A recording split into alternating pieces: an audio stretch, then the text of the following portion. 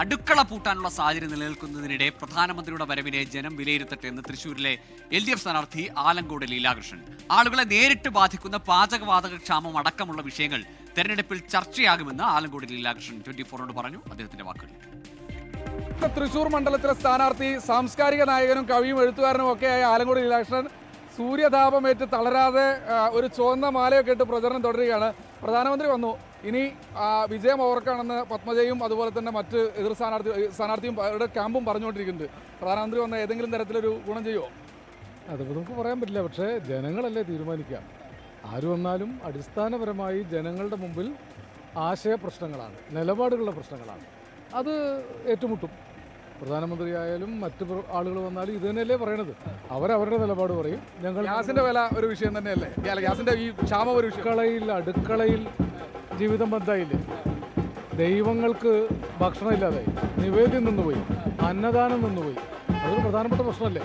അപ്പം അത്തരം പ്രശ്നങ്ങൾ ജനങ്ങളെ ബാധിക്കുന്നുണ്ട്.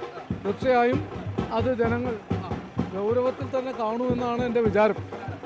വോട്ട് ജനങ്ങൾ തരുമെന്നുള്ള പ്രതീക്ഷയാണ്. കാരണം നമ്മൾ പറയുന്നത് ജനങ്ങളുടെ അടിസ്ഥാന പ്രശ്നങ്ങളാണ്. അതിന് പരിഹാരമുണ്ടാകും. പാവപ്പെട്ട മനുഷ്യർ, സാധാരണക്കാർ, ഇടത്തരക്കാർ, കൂലിവേലക്കാർ, തൊഴിലാളികൾ, കർഷകർ, അവർക്ക് ജീവിതം സഹിക്കാവുന്നതാകണം. അതാണ് നമ്മുടെ കാഴ്ചപ്പാട്. മറ്റുള്ളവരുടെ കാഴ്ചപ്പാടുകൾ അവരും പറയട്ടെ. വിശ്വാസവും ഒക്കെ മുന്നോട്ട് വെച്ച് അവരും മത്സരിക്കുന്നു, UDFും മത്സരിക്കുന്നു.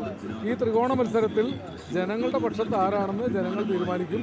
എൻ്റെ ഉറച്ച വിശ്വാസം ഈ 10 വർഷത്തെ ഇടതുപക്ഷ ജനാധിപത്യ മുന്നണി ഉണ്ടാക്കിയിരിക്കുന്ന വികസനങ്ങളെ ജനങ്ങൾ ചെറുതായി കാണുകയില്ല. ജനങ്ങൾ അതിനെ ഗൗരവമായിട്ട് കാണുന്നു. ജനങ്ങളുടെ ഹൃദയത്തിൽ പ്രധാനമന്ത്രിയുടെ വരവൊന്നും കാര്യമായ രീതിയിൽ മണ്ഡലത്തിൽ ഏൽക്കില്ല. പ്രശ്നങ്ങൾ മറ്റു വരുന്നില്ല. അല്ല, പ്രധാനമന്ത്രി വരുന്നത് തീർച്ചയായും നമുക്ക് നമ്മുടെ നാടിൻ്റെ പ്രധാനമന്ത്രിയല്ലേ, അതൊക്കെ നാട്ടുകാർക്ക് സന്തോഷമാണ്. പക്ഷേ രാഷ്ട്രീയ പ്രശ്നങ്ങൾക്ക് അത് പരിഹാരമാവില്ലല്ലോ. അദ്ദേഹം സന്ദർശനം നടത്തുന്നു, വോട്ട് അഭ്യർത്ഥിക്കുന്നു.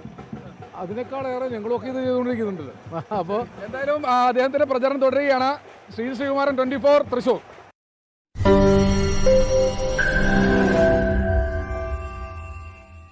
ലോകത്തെവിടെയായാലും ഏത് സമയത്തും 24 വാർത്തകളും ഓഗ്മെന്റഡ് റിയാലിറ്റി പാക്കേജുകളും എക്സ്പ്ലെയിനറുകളും വിശദമായി കാണാൻ ഞങ്ങളുടെ YouTube ചാനൽ നിങ്ങൾക്ക് സബ്സ്ക്രൈബ് ചെയ്യാം.